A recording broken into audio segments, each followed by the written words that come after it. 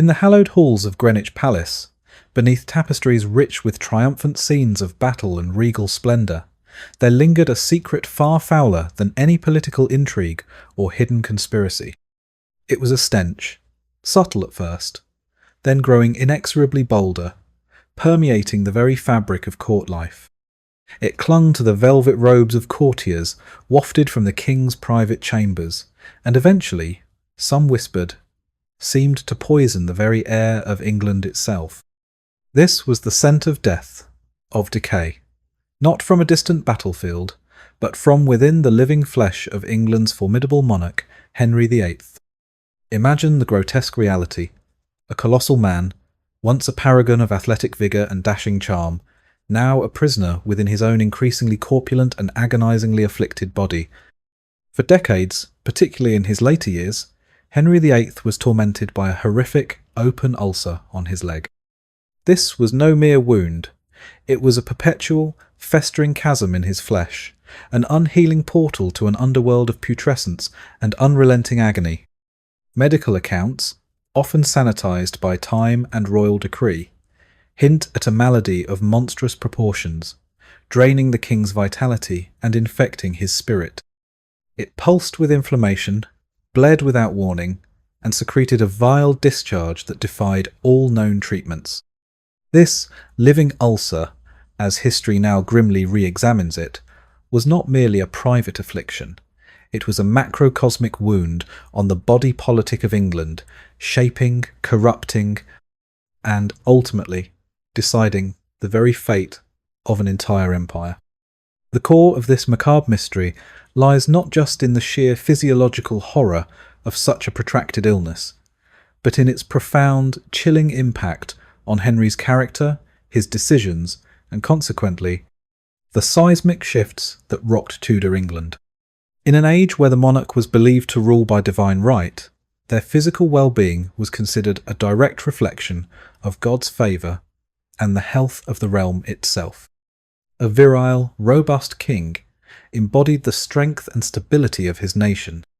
But what happens when the very embodiment of power, the chosen sovereign, becomes a walking testament to bodily degradation, a figure consumed by pain and ravaged by an unseen internal enemy?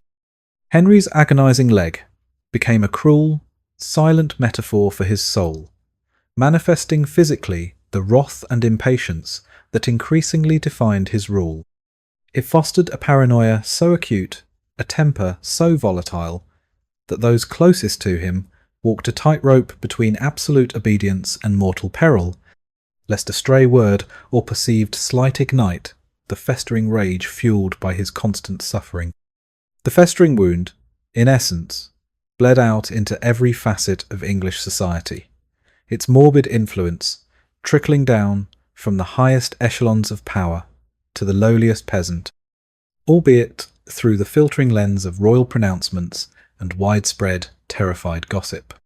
To truly grasp the horrifying gravity of Henry's condition and its geopolitical ramifications, one must immerse themselves in the world of 16th century medicine and societal norms. It was an era where the concept of germ theory was centuries away from discovery. Physicians, relying on the ancient theories of humorism, the belief that the body was governed by the balance of 4 vital fluids, blood, phlegm, black bile, and yellow bile, employed barbaric practices that often exacerbated conditions.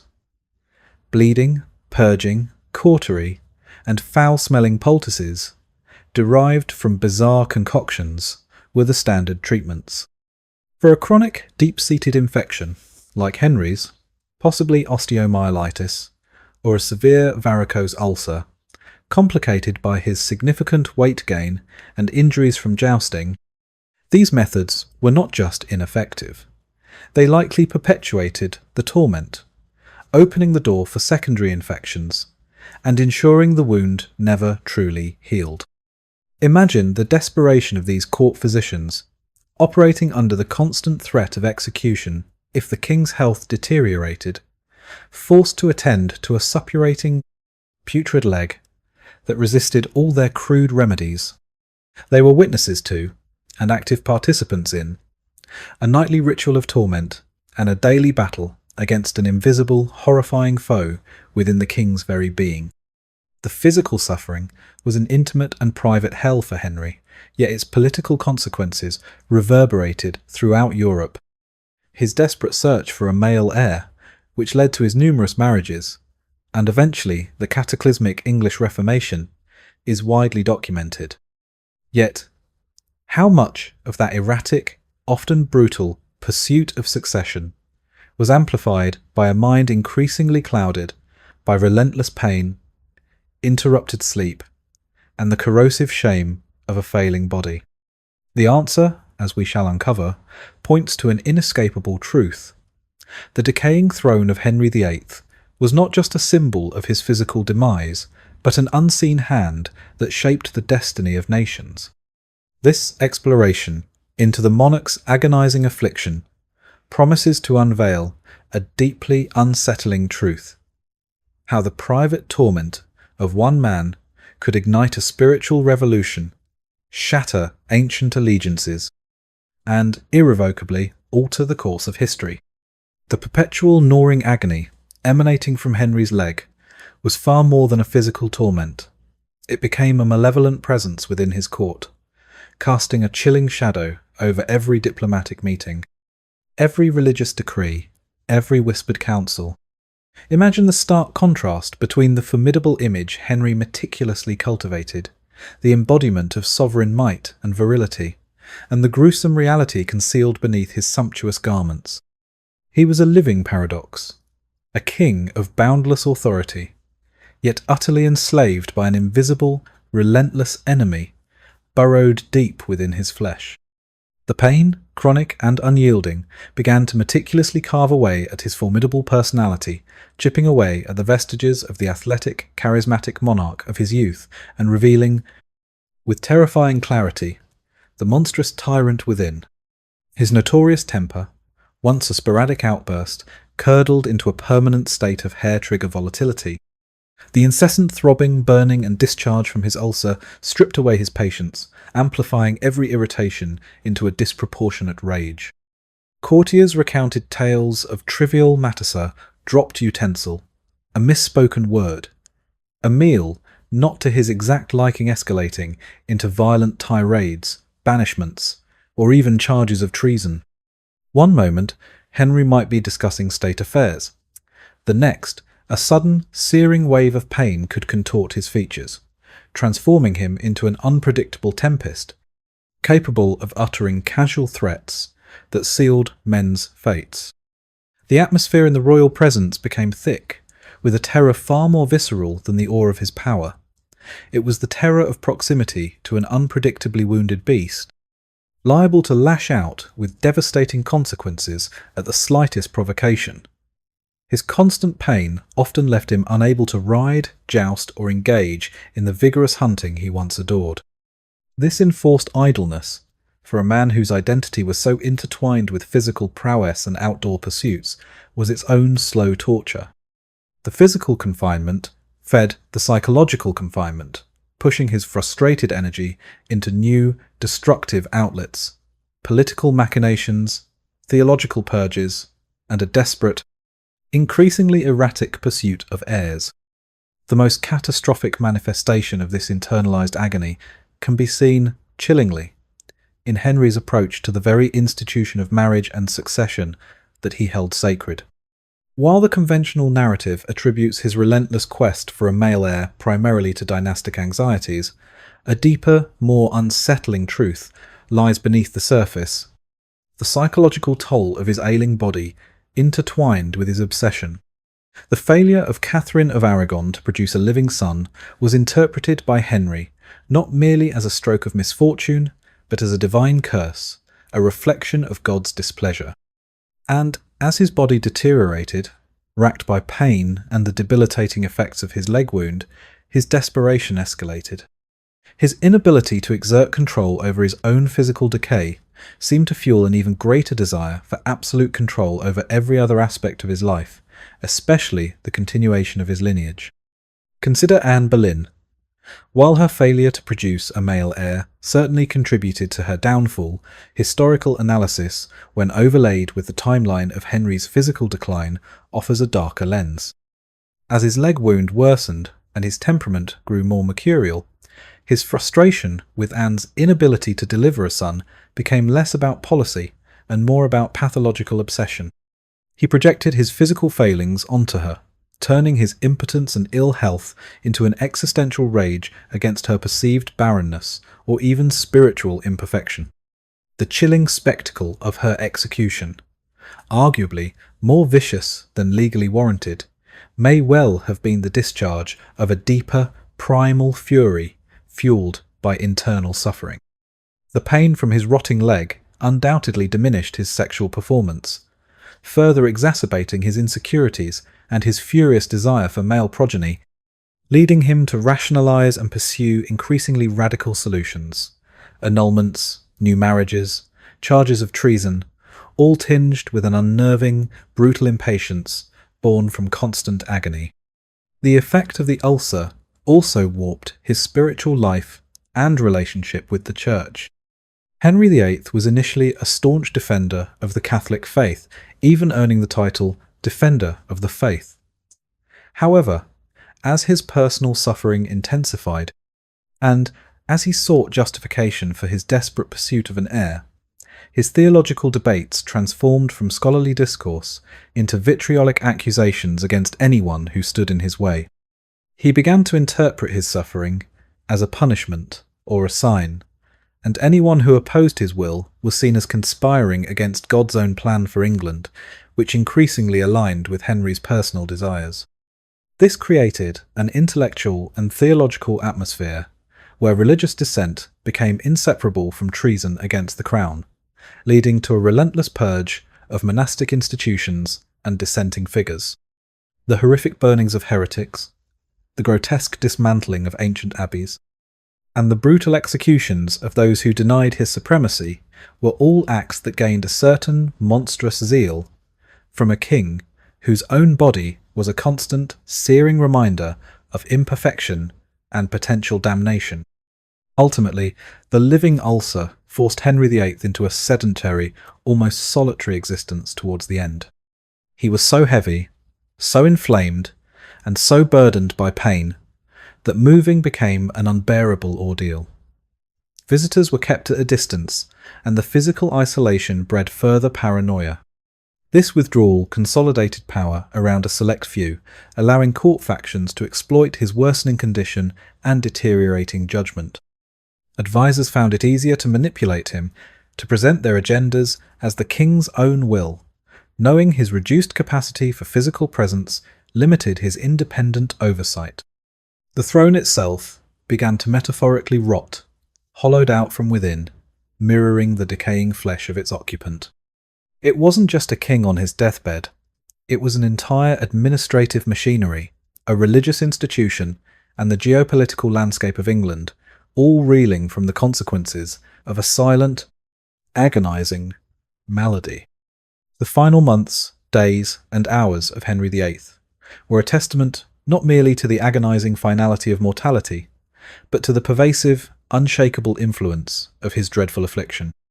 His massive frame, bloated by edema and decades of indulgence, became a monument to corporeal collapse. The living ulcer, that grotesque and putrid orifice in his leg, became a literal, undeniable manifestation of the king's unravelling, as the raw, angry flesh refused to heal, growing ever more gangrenous and weeping a constant stream of ichor. The stench that had once been whispered about became undeniable, a public torment for those forced into his suffocating proximity. Imagine the scene. An infirm giant, trapped within his rotting body, unable to sit or lie comfortably, roaring at shadows and imagined slights, his final hours haunted by the ceaseless, burning torment of the flesh that defined him. In this grim theatre, the medical interventions of the 16th century offered no solace, only further torment. The royal physicians, trembling before their volatile monarch, continued to ply their trade with crude instruments and ill-conceived theories. They lanced and drained, applied heated compresses, and experimented with esoteric concoctions, substances which often contained lead, mercury, or other heavy metals, inadvertently contributing to the king's growing neurological instability and further poisoning his already ravaged system. Each attempt at remedy likely brought excruciating, momentary pain, a cruel exacerbation of an already unbearable condition, without any hope of lasting relief. These desperate ritualistic ministrations underscored the abject helplessness of medical science in the face of such a formidable internal enemy. The image of the king's own trusted healers, themselves prisoners of ancient, ineffective wisdom and a lethal royal temperament, only adds another layer to the untold tortures experienced not only by the monarch but by those sworn to protect him. Their terror of failing the king was very real, for such failures often led to imprisonment or execution, proving that even a king's doctors served at the mercy of his whim and health, mirroring the widespread fear that pervaded all aspects of his increasingly ruthless court. The agonizing nature of Henry's terminal illness inevitably coloured his last decrees, and ultimately the chaotic transition of power that followed his death. His infamous final will, a labyrinthine document filled with complex instructions for succession and control over his underage son, Edward VI, reveals a mind grappling with profound anxieties exacerbated by his physical deterioration. The constant pain eroded his patience and intensified his distrust, particularly of factions vying for control over the future of the English crown and the contentious religious reforms he had initiated. The ruthlessness with which he pursued perceived enemies in his final years, culminating in executions of high-ranking individuals just weeks before his own demise, was arguably fueled by the gnawing, pervasive fear born of his bodily decay. He had built his legacy on strength and unyielding authority, yet faced the ultimate surrender to an ailment he could neither conquer nor comprehend. This powerlessness, in the face of his own physical decline, morphed into an even greater need for control over others, transforming England into a terrifying proving ground for his absolute will. This relentless personal suffering from the living ulcer cemented Henry's shift from the Renaissance prince of his early reign to the tyrannical behemoth of his later years, profoundly shaping the very fabric of English society. The brutal enforcement of the English Reformation, ostensibly driven by theological conviction and the desire for an heir, took on an even more unforgiving character due to Henry's diminishing physical and mental composure. His inability to find relief in his body intensified his conviction that the nation must adhere to his chosen path, lest England suffer similar divine disfavour.